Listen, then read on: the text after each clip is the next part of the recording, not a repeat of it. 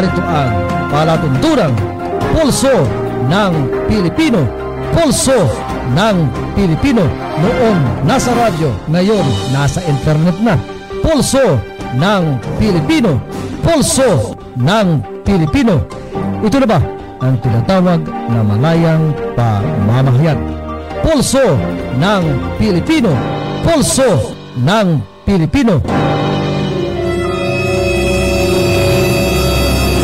Igiran na ang sobrang pamumulitika, panggigipit sa mga mamamahayag. Manapay harapin natin ang tunay na pagbabago ng bansa. At ngayon, narito ang palatuntunang Pulso ng Pilipino. Pulso ng Pilipino. Noon nasa radyo, ngayon nasa internet na. Pulso ng Pilipino. Pulso ng Pilipino. Ito na ba ang tinatawag na malayang pamamahayag? Pulso ng Pilipino. Pulso ng Pilipino. Pulso ng Pilipino. Pulso ng Pilipino. Pulso ng Pilipino. Pulso ng Pilipino. Pulso ng Pilipino. Pulso ng Pilipino. Pulso ng Pilipino. Pulso ng Pilipino sa MIB4. Palatuntunang pinakinggan ninyo noon, pinakinggan kahapon, at pinakikinggan ngayon. Noon po ay nasa radyo, ngayon po ay nasa internet na. Tayo po ay live sa ating himpilan sa MIB4. Ed Mancera po sa palatuntunang inyong sinusubaybayan. Magbabalik po tayo sa mga balita sa ilang saglit. Pulso ng Pilipino. Pulso ng Pilipino. Pulso.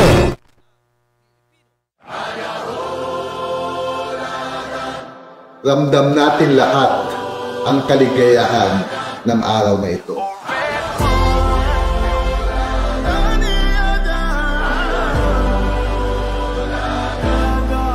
Look who we are. We are the dreamers. We make it happen. Guess we believe it. Look who we are. We are the dreamers. We make it happen. Cause we can see it. Let's do the one that keep the passion. Respect. To all faculty members, salamat sa inyong paghubog sa amin bilang isang marino. Padayon!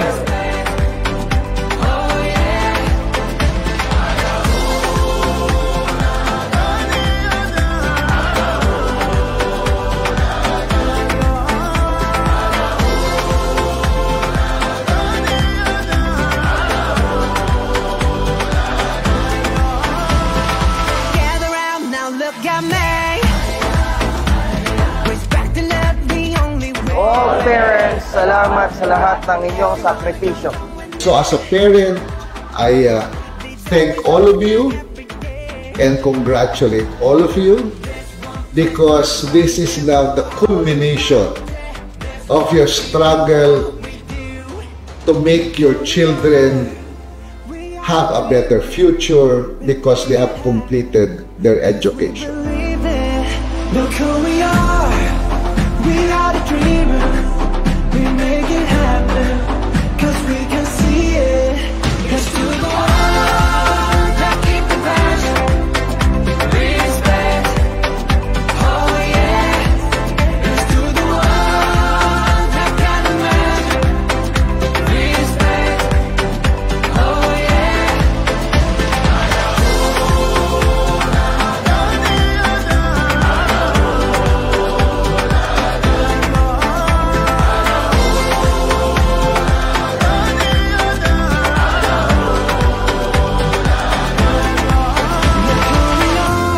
Having patience amidst crisis na may nangaaway sa'yo. That is you, no? For the students gathered here today, that is you. Being well educated. That separates you from the people who are not. Having that kind of patience, having that kind of perseverance to wait for something that you deserve. And I guess that is one of the most important things to be considered if you want to be successful in life. Hindi lahat minamadali. Today we follow, and surely we'll get our time to lead. From our home to yours, our everlasting gratitude, Southwestern College of Maritime Business and Technology Incorporated. We shall always be proud to hoist your flag of Baylor and honor to wherever our foot set us far.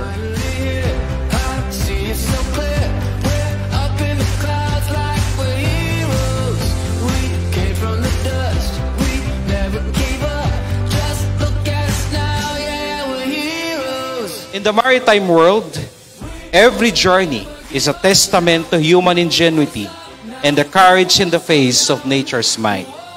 Similarly, our graduates have honed your skills, not just in classrooms, but in the crucible of real-life experiences.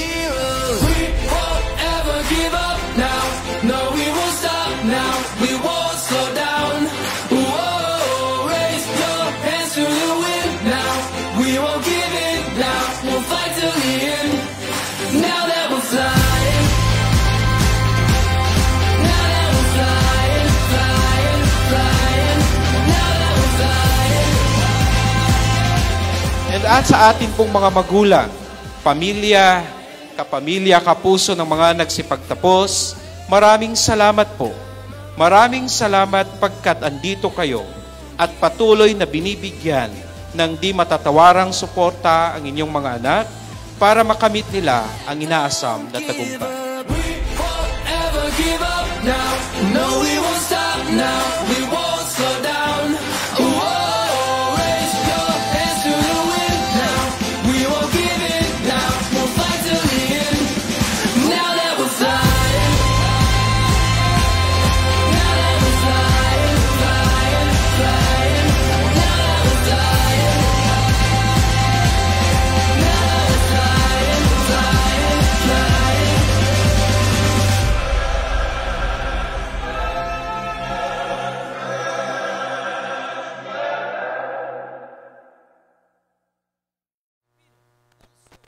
ng Pilipino, pulso ng Pilipino, pulso ng Pilipino, pulso ng Pilipino, pulso ng Pilipino. Maraming salamat, Southwestern. Okay, tuloy-tuloy ho tayo mga kababayan sa ating palatuntunan. Alas 8:46 na po ng umaga. Maulan pa rin po sa lalawigan ng Oriental Mindoro. Opo. At may mga baha-baha pa rin.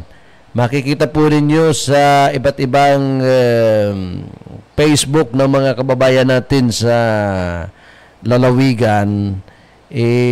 May mga lugar hong mataas ang pagbaha. May mga lugar naman po na dati-rati binabaha,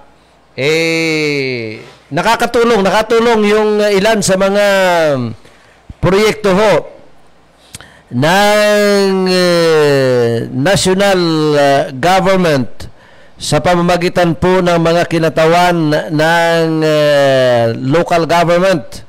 Kasi ho, ang pondo galing sa national, ibababa sa lalo na ho itong project ho ng DPWH dito ho sa mga protection dike. Ayun po mga sinisiminto ng mga daan o kaya mga lugar na dinadaanan ho ng malaking bulim ho ng tubig. Opo. Sa pamamagitan po ng mayor ho ng Nauhan, ni Mayor Joel Tebes, ng gobernador at siyempre ho ni Congressman Umali, galing ho sa iba't ibang ahensya ho ng national government, nagawa ho itong mga dike na to. Bagaman may mga issue ho na makikita nyo sa Facebook at binabanggit ng ilan nating mga kasamahan sa industriya ho ng media, na mayroon hong nabutas na bahagi po ng protection dike. ang katuwiran ho dyan, ang depensa ho dyan ni Mayor Joel Tevez, yan ho ay sinasabing ginawa na.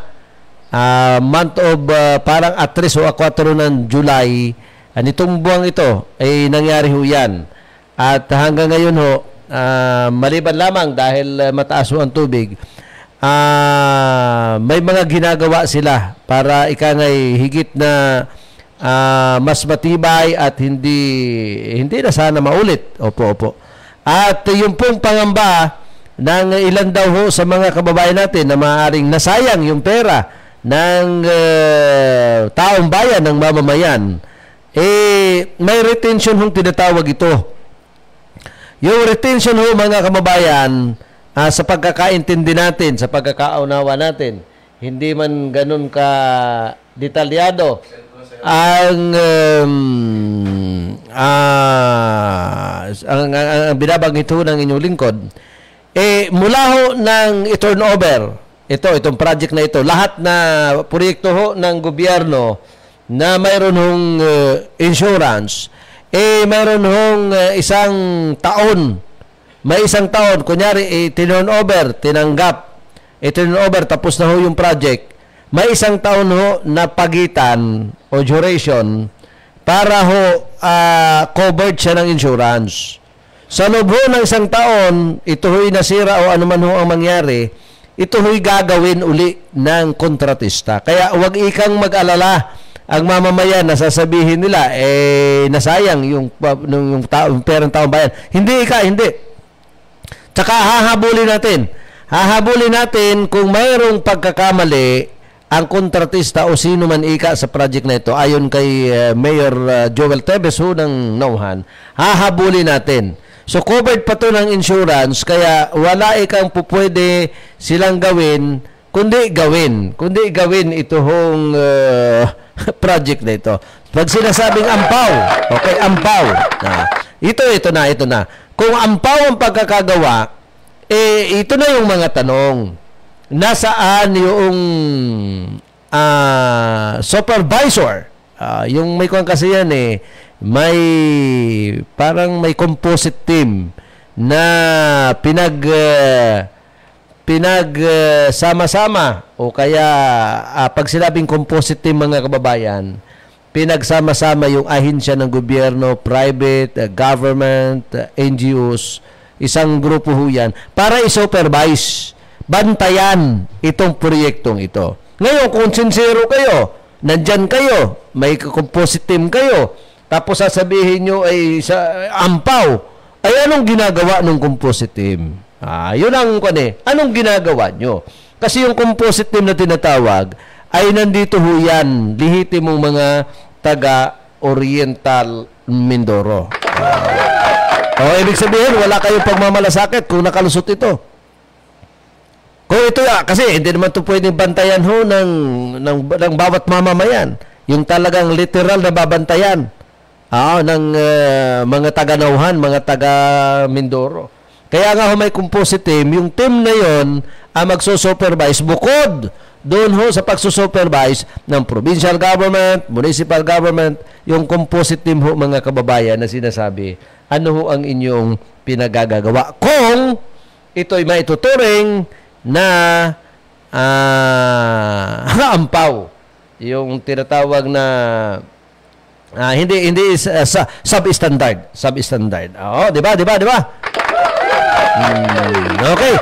52 minutos makalipas ang alas 8 ng umaga, samantala ng Pilipino, pulso ng Pilipino, pulso ng Pilipino. Sa Segunda Distrito, mga kababayan, flood control and mitigation project, prioridad ni Congressman Umali. Sabi mga kababayan sa balita, binisita natin ang pinagawang gabyon sa barangay Tawas na may layuning sugpuin ang pagbabaha sa bawat kakaratig barangay ng Bungabong. Nitong nakaraang July 18, 2024, Nakaranas tayo ng low pressure area na naging sanhi ng pagbaha sa ilang bayan ng Segunda Distrito. Matagal na pahamon para sa atin ang pagsugpo ng mga pagbaha sa ating bayan ayon kay Congressman Umali. Kaya naman patuloy tayo sa pagpapagawa ng flood control and mitigation project gaya ng mga gabyon sa bawat bayan bilang karagdagang solusyon sa ating problema sa pagbaha. Hindi tayo tumitigil sa paggawa ng mga proyektong makakatulong sa pag-asinso ng ating distrito ayon sa Congressman.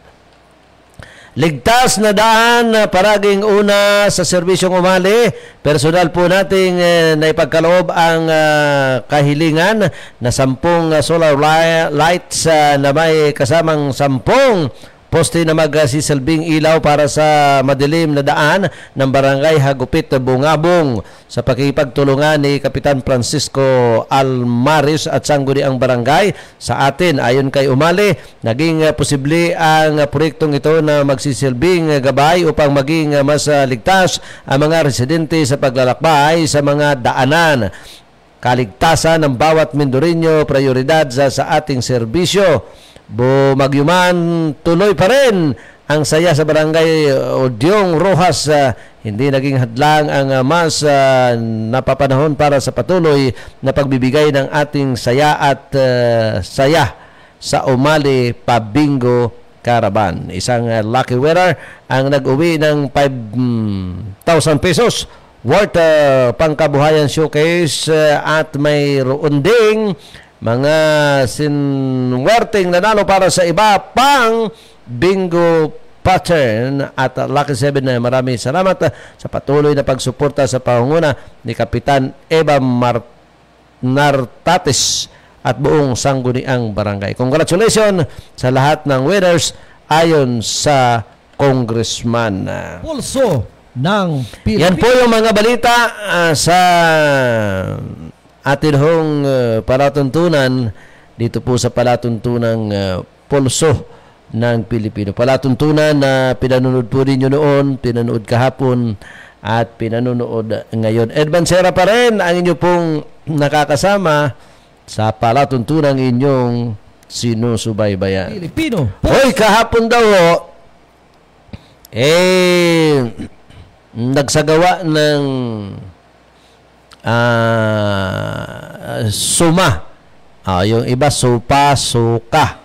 State of the City Address. SUKA. State of the City Address. Ang kagalang-galang na mayor ho ng lungsod ho ng Calapan.